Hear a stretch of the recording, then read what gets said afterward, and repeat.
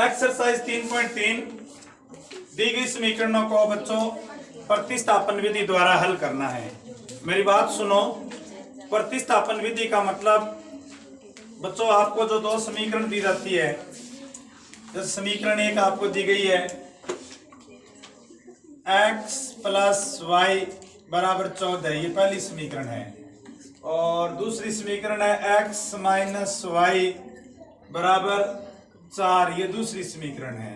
मैं आपको समझा रहा हूं। एक्सरसाइज 3.3 प्रश्न नंबर 1 प्रतिस्थापन विधि द्वारा हल कीजिए। देखो जो समीकरण एक है, प्रतिस्थापन विधि में समीकरण एक में से आप x या y का मान निकाल लो और उस मान को दूसरी समीकरण में प्रतिस्थापित कर दो, या यूं कहें दूसरी समीकरण में रख दो। जैसे आप समीकरण एक से x का मान निकाल लेते हो, तो समीकरण एक ये देखो, समीकरण एक से x + y = 14, x = 14 - y, ये समीकरण एक आ गई। समीकरण एक से बच्चों मैंने x निकाल लिया। अब जरूरी नहीं आप x ही निकालो, आप चाहो तो y भी निकाल सकते हो, फिर भी उत्तर यही आएगा, मतलब लास्ट फाइनल आंसर सेम आएगा। आपने समीकरण एक से अभी x निकाला है, अब ये मान समीकरण दो में रख दोगे। एक तो तरीका ये है, या फिर आप एक काम करो कि कभी कभी समीकरण दो से भी आप x निकाल सकते हो, y निकाल सकते हो, और उनको समीकरण एक में रख सकते हो। बस ये ध्यान रखना है कि जिस समीकरण से मान निकाल लेना उसमें नहीं रखना है, फिर तो वही आंसर आ जाएगा। तो समीकरण एक से मैंने x का मान निकाला 14 - y, तो अब ये मान दूसरी समीकरण में रख दें। रखने का मतलब प्रतिस्थापित कर दें। यह मान समीकरण दो में प्रतिस्थापित करने पर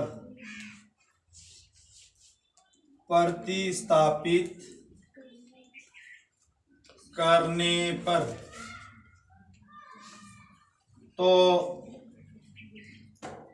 ये समीकरण दो है, x - y = 4, x की जगह 14 - y, 14 - y। देखो बच्चों, समीकरण दो में ये x था और x की जगह मैंने ये मान प्रतिस्थापित कर दिया, 14 - y, फिर आगे है -y, -y = 4, 14 - y - 4, 14 - 2y = 4, -2y = 4, 14 को इधर ले जाओ, 2y - 10, ये कट गया, y = 10, ये दो भाग में आ गया, y = 5। तो ये देखो बच्चों, आपने x के मान को प्रतिस्थापित किया तो y का मान आ गया। यही प्रतिस्थापन विधि है। जो मान प्रतिस्थापित करोगे ना वो तो प्रतिस्थापित हो गया। जैसे आपने x का मान रखा वहां पर, तो x का मान तो चला गया, प्रतिस्थापित हो गया। समीकरण में x है ही नहीं, दूसरा मान आ जाएगा, y आ जाएगा। अब y का मान आप समीकरण नंबर यहां रख दो, इसमें यहां रख दो, यहां रख दो, उत्तर सही आएगा x का मान। तो अब x = 14 - y, 14 - 5, और x = 9, यानी x का मान है वो 9 आ गया। तो इस प्रकार पहला प्रश्न हुआ। प्रश्न नंबर 2 देखो, जो पहली समीकरण है वो सरल रूप में है, दूसरी समीकरण सरल रूप में नहीं है। आप चाहो तो डायरेक्ट कर सकते हो। डायरेक्ट करने के लिए मैं समीकरण नंबर 1 ले लूं। देखो समीकरण है 1 ले ली मैंने। समीकरण 1 से एस माइनस टी बराबर है 3। तो एस आ गया 3 और टी इधर ले जाओ, 3 प्लस टी।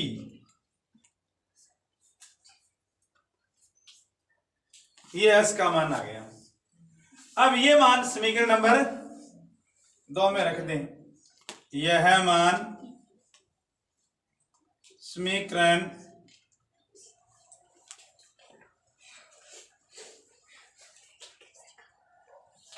दो में रखने पर, तो समीकरण 2 में देखो एस है ना, ये रहा। एस की जगह आ जाएगा, ये जो एस है इसकी जगह आ जाएगा 3 प्लस टी बटा 3 प्लस टी बटा 2 बराबर 6 बटा 1। तो 3 प्लस टी बटा 3 टी बटा 2 6 बटा 1। अब नीचे वाली संख्या का लघुत्तम ले लो। समीकरण जो है उसको अपने सोल्व करें, थोड़ा आसान हो जाए, इसलिए नीचे वाली संख्याओं का लघुत्तम 3 2 1 का लघुत्तम हो गया 6। पूरी समीकरण को 6 से गुणा करते हैं। पूरी समीकरण को 6 से गुणा करने पर, तो 6 से गुणा कर दिया बच्चों। इसको देखो 3 प्लस टी बटा 6 और टी बटा 2 गुणा में 6 और 6 गुणा में 6, 3 दूआ 6, यानी 3 प्लस टी को 2 से गुणा हो जाएगा। 2 3 6, टी को 3 से गुणा होगा, 6 को 6 से गुणा होगा। तो 2 को 3 से किया 6, 2 को टी से किया 2 टी, 3 को टी से किया 3 टी बराबर 36। ये आ गया 2 टी और 3 टी हो गए 5 टी प्लस 36, 5 टी सॉरी 36 और 5 टी आ गया 36 माइनस 6, 5 टी आ गया 30 और टी आ गया 30 बटा 5 और टी का मान आ गया 6। तो इस प्रकार डायरेक्ट आंसर भी निकाल सकते हो आप। अब टी का मान समीकरण 1 में रख दो। यहां समीकरण 1 है s माइनस टी बराबर 3। s टी का मान है 6 बच्चों, तो 3 और s आ गया 3, ये 6 इधर ले जाओ, प्लस 6 s बराबर 9। इस प्रकार डायरेक्ट आंसर आ जाएगा। यदि आप समीकरण को सरल रूप में बदल के करो तो भी यही आंसर आएगा।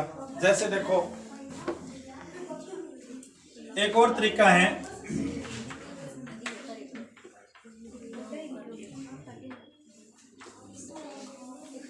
ये जो पहली समीकरण है इसको तो ऐसे ही लिख लें, दूसरी समीकरण है ना इसको यही सरल रूप में बदल लें।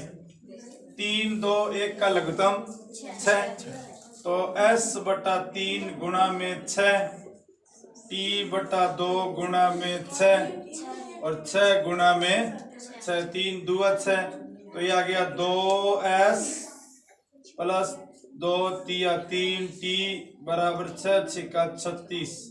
ये आ गई समीकरण नंबर 2। अब थोड़ा सरल हो जाएगा।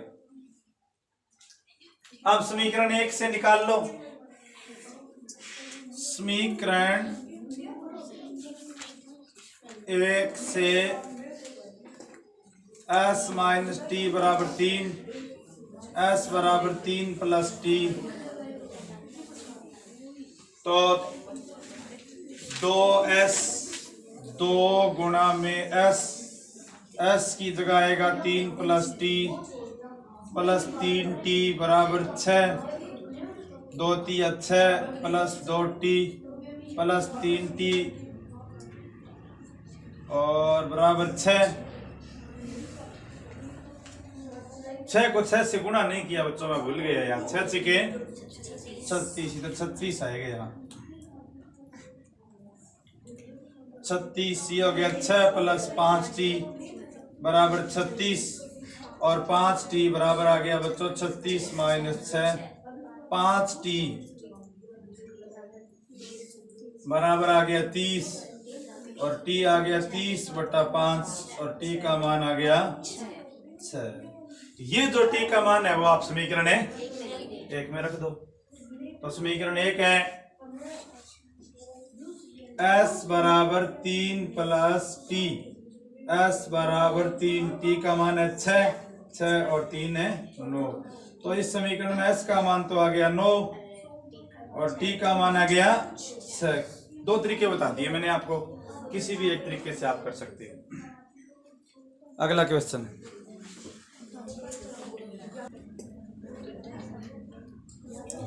तीसरा क्वेश्चन देखो बच्चों, 3x - y बराबर 3 है, 9x - 3y बराबर 9 है। देखो इस समीकरण के बच्चों अनेक हल है। कैसे पता लगा मैं बताता हूं। देखो आप मान लो यहां से x 3x है, ये 3x - y और ये 3 इधर ले आओ, -3 बराबर 0। 9x - 3y और ये 9 इधर ले आओ बराबर 0। सबको मैं इधर ले आया, सबको मैं इधर ले आया। अब बच्चों जो x के साथ होता है ना वो a होता है और ये b होता है, ये c होता है। a1/a2, a1/3/9 बराबर 1/3। b1/b2 बराबर है 1/-3, तो ये भी 1/3 आ गया। ये लास्ट में c1/c2 होता है, c1/c2 बराबर -3/-9 कट गया, उत्तर आ गया 1/3। ये देखो तीनों बराबर आ गए, तीनों बराबर आ गए। a1/a2 बराबर हो गए b1/b2 बराबर हो गया बराबर हो गया c1/। ऐसी परिस्थिति में दी गई रैखिक समीकरणों के अनेक हल होते हैं, यानी इसके अपरिमित रूप से अनेक हल है। अब आप मान लो ज्ञात भी करना चाहो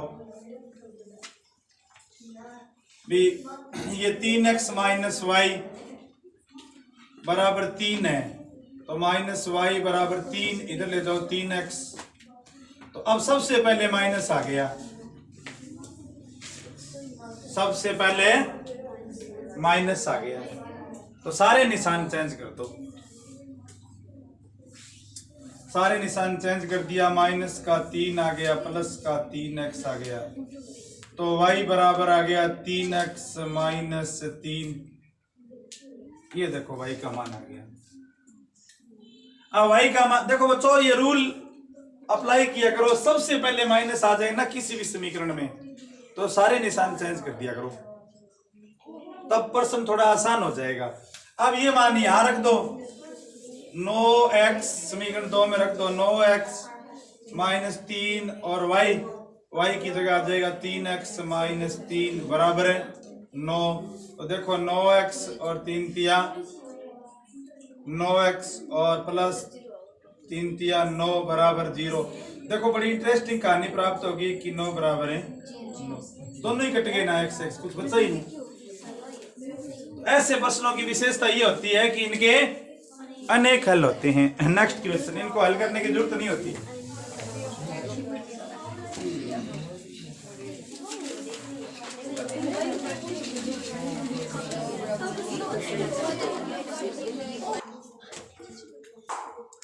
चौथा प्रश्न है बच्चों, इसमें क्या है, सब जगह पर एक एक पॉइंट लगा हुआ है। 0.2x 0.3y 1.3 0.4 0.5 2.3। तो पहली बात तो आप प्रश्न को ध्यान से देखते हो तो आप जो पॉइंट लगा हुआ है उसमें पॉइंट के बाद में सब जगह पर एक एक रकम है, तो आप पॉइंट को छोड़ सकते हो। यहाँ पॉइंट के बाद एक, यहाँ पॉइंट के बाद एक, यहाँ पॉइंट के बाद एक, पहली समीकरण छोड़ सकते हो। या दूसरा तरीका ये है बच्चों कि पॉइंट को हटाने के लिए बटे शून्य वाली संख्या लगाओ, 10, 100। जैसे पॉइंट के बाद एक संख्या है तो 10 लगेगा, यहाँ पॉइंट के बाद एक संख्या है तो 10 लगेगा, और यहाँ पॉइंट के बाद एक संख्या है तो 10 लगेगा। यहाँ अब पहली समीकरण इस रूप में आ गई, जो पहली समीकरण है वो इस रूप में आ गई। अब क्या करेंगे, सरल रूप में बदल लें।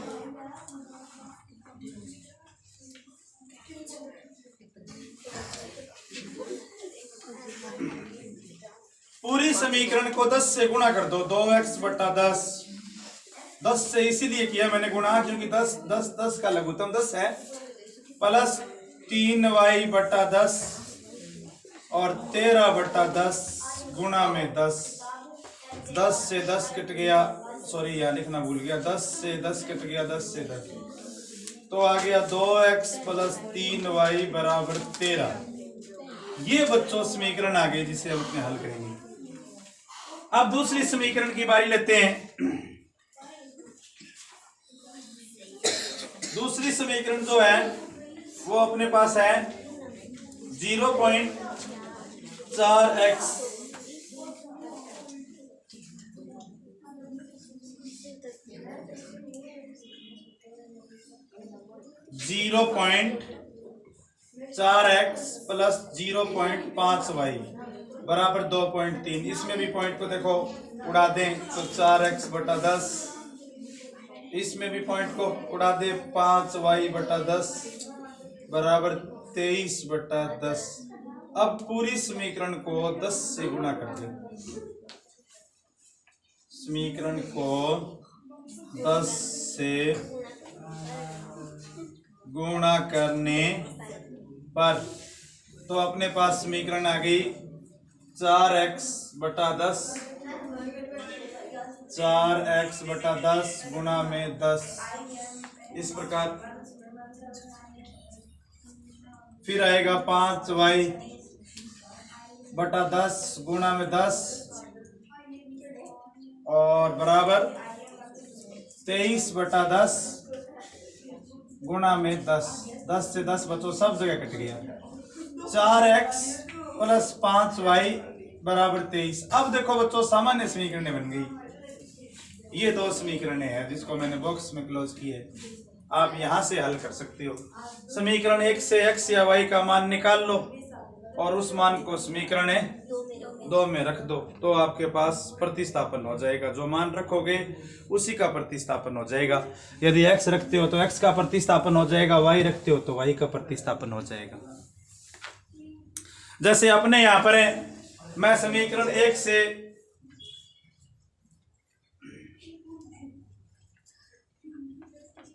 x निकाल लूं,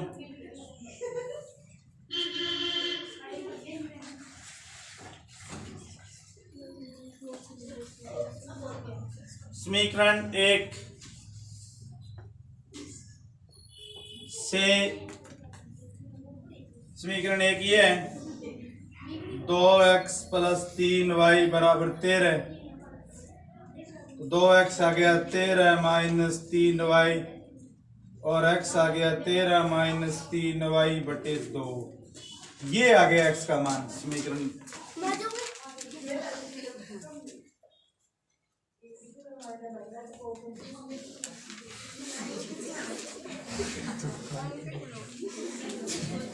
ये मान समीकरण 2 में रख दो।